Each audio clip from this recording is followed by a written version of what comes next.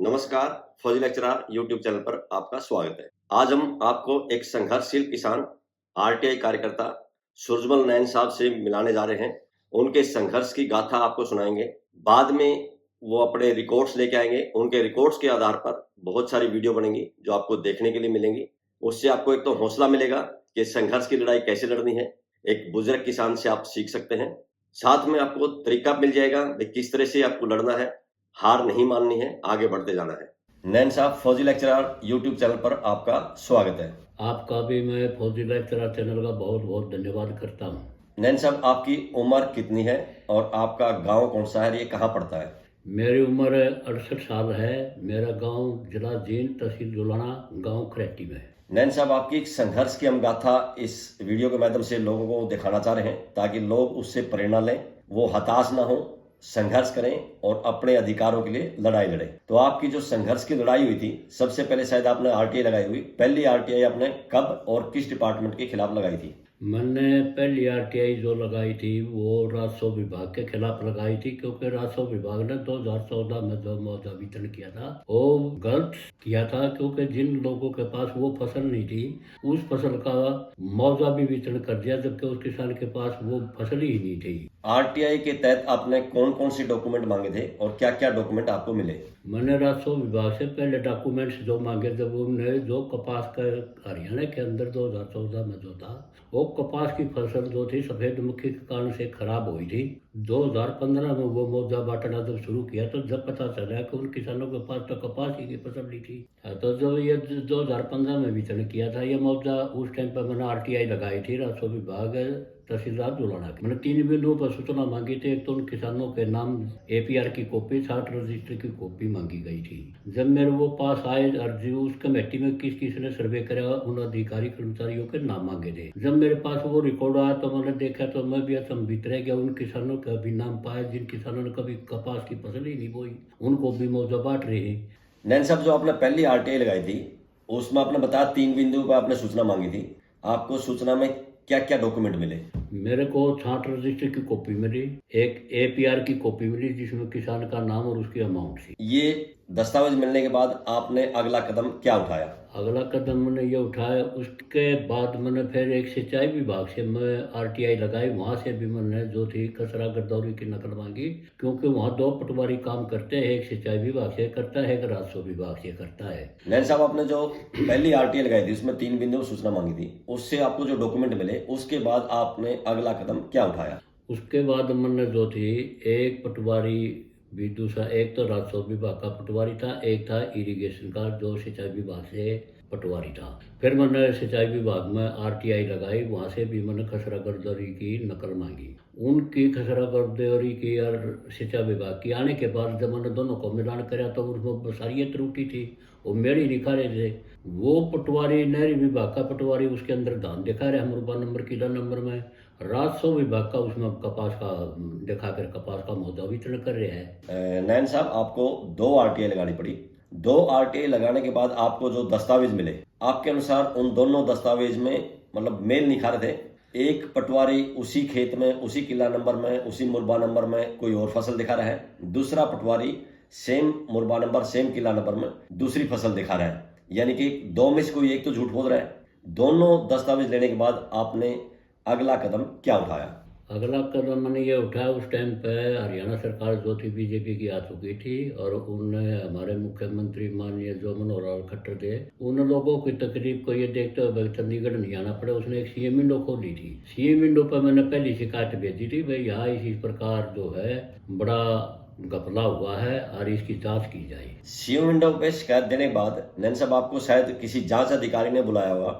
किस जांच अधिकारी ने बुलाया था और क्या क्या आपने वहां डॉक्यूमेंट जमा कराए थे और उस जांच में शामिल करने के लिए और किन किन लोगों को बुलाया गया था? मेरी जो पहली जांच हुई थी वो एसडीएम योगेश कुमार मेहता ने की थी और दोनों ही रिपोर्ट मैंने उसको उपलब्ध करा दिए थे। दोनों ही रिपोर्ट, एक राजस्व विभाग की थी, एक सिंचाई विभाग की रिपोर्ट थी। दोनों पटवारियों की रिपोर्ट थी, अलग अलग रिपोर्ट थी। वो दोनों उसके पास जमा करा दी थी। जमा कराने के उपरांत उसने जो अपना फिर उसको देखने के बाद उसने अपना जो डिसीजन दिया बहुत ही अचंभे का था, मतलब हताश होने वाली बात थी।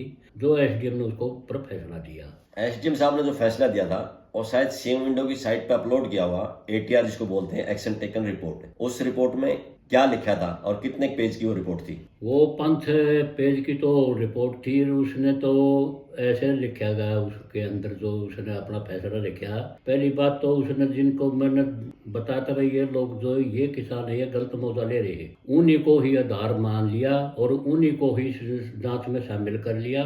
उन्हीं के बयान के ऊपर कह दिया कि भाई ये तो शिकायत करता है, शिकायत का आदि है और इसके लिए इसका कोई वो नहीं है, ये आधार है और इसको फाड़ किया। नैन साहब, जब आपकी ये मेहनत यहाँ तक सफल नहीं हुई, 2 आरटीआई लगाए, सबूत मिले, दोनों सबूत ये दर्शा रहे थे कि कहीं न कहीं गड़बड़ी है, आपने सीएम विंडो पे शिकायत की, सीएम विंडो की शिकायत के बाद भी आपको ही शिकायत का आदी बता दिया और शिकायत को फाइल कर दिया, किसी के खिलाफ कोई कार्रवाई नहीं हुई, कोई रिकवरी नहीं हुई, तो उसके बाद अगला कदम आपने क्या उठाया? मैंने अगला कदम देखो, इस प्रकार उसकी रिपोर्ट थी, उससे तो मैं इतना हताश तो नहीं हुआ, चंबा जरूर हुआ भाई। सही सबूत होने के उपरांत भी उस अधिकारी ने वो गलत मौजा ले रहे थे, को आधार मान के उसकी रिपोर्ट दे दी। इसके बाद मैंने फिर दोबारा एक सीएम विंडो पर ही दी, भाई जांच अधिकारी ने गलत जांच की है, दोबारा से किसी अन्य अधिकारी से इसकी दोबारा से जांच की जाए। जब दोबारा आपने सीएम विंडो में शिकायत दी, उसके बाद क्या हुआ?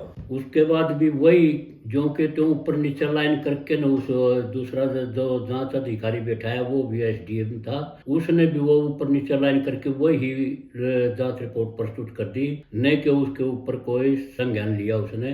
जो पर एसडीएम था उसी को उसी के लाइनों को ऊपर नीचे करके पारित कर दिया। जो आपने दूसरी शिकायत दी सीएम विंडो में, उससे पहले क्या आपने कोई और आरटीआई नहीं लगाई जिससे ये साबित किया जा सके कि 2 पटवारी में से झूठ कौन बोल रहा है और सच्ची रिपोर्ट किस पटवारी की है? क्या कोई आरटीआई लगाई थी? लगाई थी तो कहाँ लगाई थी और क्या क्या दस्तावेज मांगे थे, क्या क्या दस्तावेज आपको मिले थे? हाँ, उसके बाद मैंने फिर एक तीसरी आरटीआई और लगाई थी, वो लगाई थी राजस्व विभाग के ही, क्योंकि मुझे पता था कि कुछ गड़बड़ और करेंगे इसके अंदर। मैंने वो लगाई थी, भाई इन किसानों ने माड़ा बयाना किस चीज का भरा है। वो मेरे पास आ गई, माड़ा बयाने की मांगी तो माड़ा बयाने की आई, तो किसानों ने माड़ा बयाना भी तो उसका धान का भर रखा था, न कि कपास का। आपका कहने का मतलब है जो नहरी पटवारी था उसकी रिपोर्ट के अनुसार उनके खेत में धान था, जो किसान ने माड़ा बयाना भरा वो भी धान का ही भरा हुआ था, मेरे इस खेत में, इस किला नंबर में, इस मुरबा नंबर में धान है, और यही रिपोर्ट नहरी पटवारी की थी। यानी कि नहरी पटवारी की रिपोर्ट और किसान का जो माड़ा बयाना दोनों एक थे। जो मुआवजा बांटने वाली रिपोर्ट थी वो दिखा रहे भाई धान नहीं, इसके खेत में कपास थी। तो इसका मतलब जो राजस्व पटवारी की रिपोर्ट थी जिन्हें मुआवजा बांटा वो गलत तरीके से बांटा गया, इससे तो यही साबित होता लगता है। हाँ, ये इसके बाद में क्योंकि तीनों अलग अलग रिपोर्ट होगी, 2 एक रिपोर्ट थी, एक रिपोर्ट थी, एक थी राजस्व विभाग, 2 थी इरिगेशन विभाग की, क्योंकि इरिगेशन तो अपना माल तार के राजस्व विभाग को देता है, राजस्व विभाग वसूल करता है। तो इसके बाद में उसको आपदा प्रबंधन जो हमारा जो चंडीगढ़ है उसको मैंने शिकायत भेजी, भाई यहाँ इस प्रकार गड़बड़ हुई कि जो आप जांच कर दो।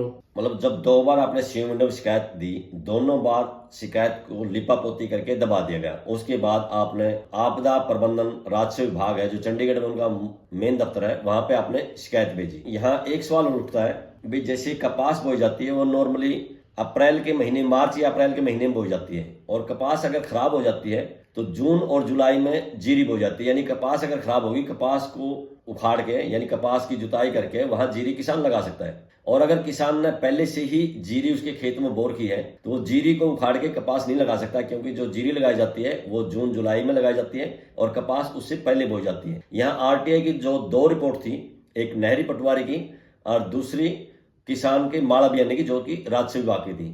माड़ा बयाना भी किसान कह रहा है कि मैंने जीरी बोई थी, उसने जीरी का माड़ा बयाना भरा है, और जो नहरी पटवारी है वो भी कह रहा है कि इसके खेत में जीरी थी। यानी कि इससे स्पष्ट है कि उसके खेत में जीरी ही थी और उसको मुआवजा दिया गया कपास का, क्योंकि जब नहरी पटवारी ने उसका सर्वे किया खेत का, उसमें अगस्त या सितंबर में किया हुआ, क्योंकि जून और जुलाई में तो लगाई होगी, और अगस्त में अगर कोई नहरी पटवारी सर्वे करके किसी खेत में दिखाता है भी उसकी जीरी है, तो अगस्त में जीरी को उखाड़ के कपास नहीं लगाई जा सकती। लेकिन उसके बाद भी इस किसान को न्याय नहीं मिला और ये संघर्ष की गाथा इनकी चलती रही। जब राजस्व विभाग का आपदा प्रबंधन ने भी आपकी शिकायत पर कोई कार्रवाई नहीं की, उसके बाद आपने क्या किया? इसके बाद मैं ये सारी शिकायत करने के बाद में फिर इसको हाई कोर्ट में लेके गया। हाई कोर्ट ने क्या ऑर्डर किए? इसके बाद में इस मसले को मैं हाई कोर्ट के अंदर लेके गया, वहां मैंने केस फाइल किया। जब उसको हाई कोर्ट ने उस रिकॉर्ड देखा तो उसने कहा भाई ये जनहित का मुद्दा है, जनता का पैसा था और इसकी लूट हुई है, इसको जनहित में लेकर आए दोबारा से।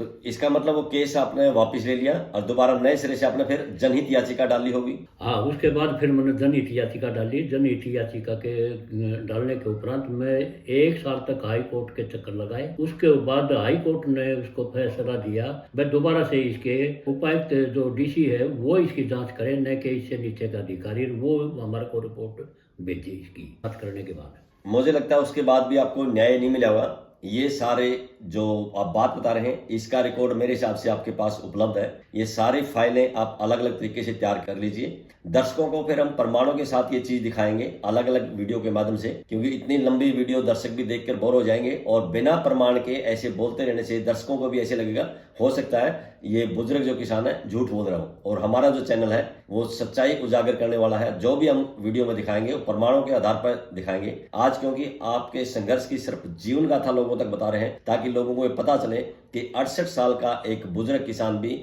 अन्याय के खिलाफ लड़ाई लड़ रहा है। मेरी जानकारी में आया है कि आपने प्रधानमंत्री फसल बीमा योजना के खिलाफ भी आवाज उठाई थी, तो वो क्या मामला था? ये मामला जो था, ये प्रधानमंत्री फसल बीमा योजना जो लागू की गई थी वो दिसंबर 2016 के अंदर लागू की थी। 2017 में मेरी फसल खराब हुई थी। वो फसल खराब होने के बाद जब कंपनी ने मेरे को क्लेम नहीं दिया तो उसके बाद मैंने फिर डॉक्यूमेंट देखो कोर्ट के अंदर या कहीं भी जाने के लिए कुछ तो सबूत देने पड़ेंगे। इसका मतलब आपने फिर उसके लिए भी आरटीआई लगानी पड़ी। तो आरटीआई आपने कहाँ लगाई, क्या क्या सूचना मांगी? उसके बाद मैंने आरटीआई लगाई। जो उसके साथ मिलकर जो प्रधानमंत्री फसल बीमा योजना जो लागू करी थी, इसके साथ जो कृषि विभाग के अधिकारी काम करते हैं, जो सर्वे करते हैं, उनसे मैंने आरटीआई लगाकर अपनी सर्वे रिपोर्ट मांगी। और बैंक से मैंने जो मेरा पैसा कट के कंपनी को गया था वो बैंक से मैंने कागज लिए। उसके बाद फिर मैं जो था इसको लेने के लिए मैं कंज्यूमर कोर्ट डिस्ट्रिक्ट जींद के अंदर मैंने केस फाइल किया। कंज्यूमर कोर्ट ने जो फैसला दिया वो क्या फैसला था? फैसला तो देखो मेरा बहुत लंबा संघर्ष चला है। मैं सभी किसान भाइयों को कहता हूँ इस मामला में, भाई जब भी अपने हकों की लड़ाई कोई भी लड़नी पड़े तो पहली बात तो उसका समय नहीं देखना पड़ता, वो तो जीतने के लिए लक्ष्य बना के चलना पड़ता है। मेरे को 6.5 साल के बाद मेरे को उसका क्लेम मिला। मैं कभी भी इस मामले में हताश नहीं हुआ। अगर मेरे को इतने चक्कर काटने पड़े लेकिन मैं लेके ही रहा। इस विषय में शायद आपने प्रधानमंत्री नरेंद्र मोदी जी को भी पत्र लिखे हैं, प्रधानमंत्री फसल बीमा योजना के बारे में शिकायतें भी लिखी हैं, आरटीआई भी शायद आपने बहुत सी लगाई है। और मेरी जानकारी के अनुसार शायद आपका एक बार नहीं 2 बार ऐसे हुआ था जब क्लेम देने से कंपनी ने मना कर दिया था। दूसरी बार भी आपने इसी तरह से आरटीआई लगा के डॉक्यूमेंट्स इकट्ठे करके दोबारा फिर आप कंज्यूमर कोर्ट में गए थे और वहां भी आपको एक लंबे संघर्ष के बाद जीत हासिल हुई। वहां भी कंपनी ने आपको एक चेक देना पड़ा था मुआवजे के तौर पे। ये सारे डॉक्यूमेंट मेरे हिसाब से आपके पास होंगे। मैं आपसे निवेदन करता हूं इन सब की फाइल आप अलग अलग से तैयार कीजिए ताकि दर्शकों को समझाने के लिए डॉक्यूमेंट के साथ अलग अलग हम छोटी छोटी वीडियो करके डाल लें और दर्शक उससे सीख ले सकें, संघर्ष के लिए अपने अधिकारों के लिए वो लड़ सकें। फौजी लेक्चरर यूट्यूब चैनल पर आने के लिए आपका बहुत बहुत धन्यवाद। आपका भी बहुत बहुत धन्यवाद जो कि आप सच्चाई को उजागर करते हैं। और मैं भी आकर जब भी इसे मैं आऊँगा मैं दोबारा अपने सबूतों के साथ आऊँगा। एक एक सबूत बिल्कुल स्पष्ट दिखाऊंगा।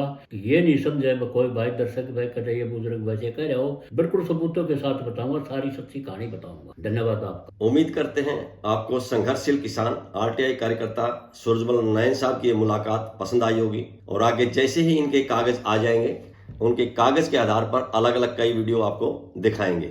आज की इस वीडियो में बस इतना ही। वीडियो पसंद आई हो तो लाइक कीजिए, दोस्तों के साथ शेयर कीजिए। इसी तरह की घटनाएं देखने के लिए चैनल को सब्सक्राइब कीजिए। बहुत बहुत शुक्रिया, धन्यवाद, जय हिंद।